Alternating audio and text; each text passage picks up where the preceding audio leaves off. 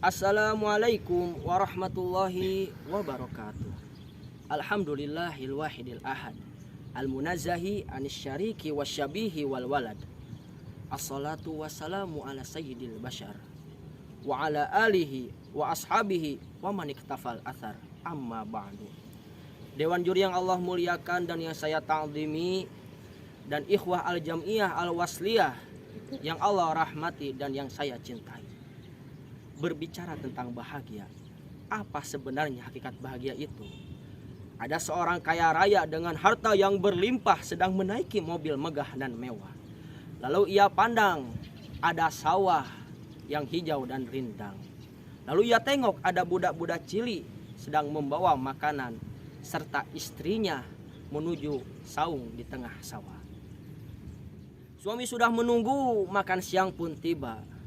Lantas apa kata orang kaya tersebut? Oh, bahagianya menjadi seorang petani. Di tengah perut lapar, istri dan anak datang. Makanan tiba pada waktunya. Air minum hilangkan dahaga. Lapar hilang, rindu pun sirna. Karena istri dan anak ada di sekitar dia. Itulah kata orang kaya dalam mobilnya. Masa orang kaya berpikir bahwa ia tak bahagia?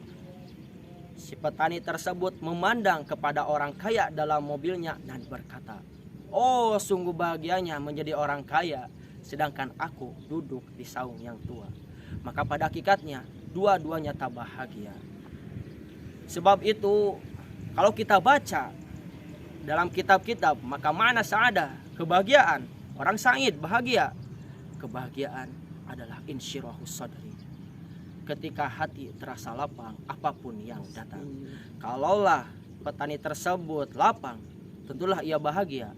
Kalaulah orang kaya itu lapang, tentulah ia bahagia. Itulah mengapa Nabi Musa alaihissalam di tengah kesusahan hatinya ketika melawan ayah angkatnya Fir'aun, ia berdoa kepada Allah kelapangan hati. Rabbishrahli sadri wa yassirli amri wahlul 'uqdatam min lisani yafqahu qawli.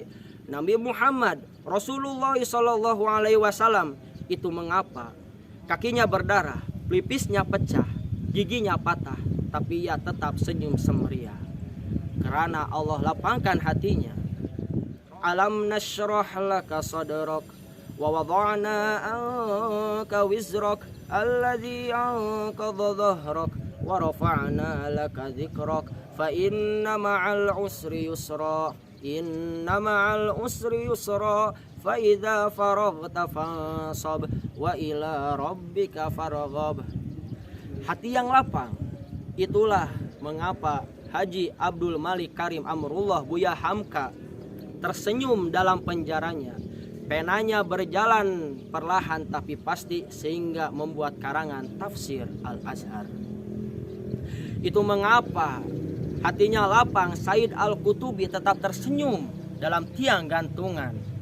Walaupun dia dipenjarakan oleh Gamal Abdul Nasir, tapi ia tetap tenang dan bahagia. Penanya berjalan perlahan namun pasti sehingga membuat karangan kitab fi Dhilalil Quran di bawah naung bayang-bayang Al-Quran. Maka bahagia adalah ketika hati terasa lapang. Bila kita lihat raut wajah orang cerah tenang, maka ketenangan bukan pada wajahnya. Bila kita tengok orang berjalan dengan penuh wibawa, maka ketenangan bukan pada kakinya. Bila tampak ayunan tangannya tak tergesa-gesa, maka ketenangan bukan pada tangannya. Lantas, di mana letak bahagia itu? Ala wa inna fil jasadi mudghah. Ketahuilah, dalam diri, dalam jiwa ada segumpal darah. Idza salahat, salahal jasadu kullu. Apabila ia baik, maka baik seluruhnya. Wa idza fasadat, fasadal jasadu kullu. Apabila ia buruk, maka buruk seluruhnya. Ala wahya qalbun. Ketahuilah bahwa itu adalah hati. Qaf lam ba, qallaba berbolak-balik. Qallaba tidak selamanya bahagia. Kadang pagi hati tenang, petang datang ia pun susah. Kadang petang ia pun gundah. Pagi datang ia pun senang. Maka apa yang dapat menolong kebahagiaan? Ala bidzikrillah.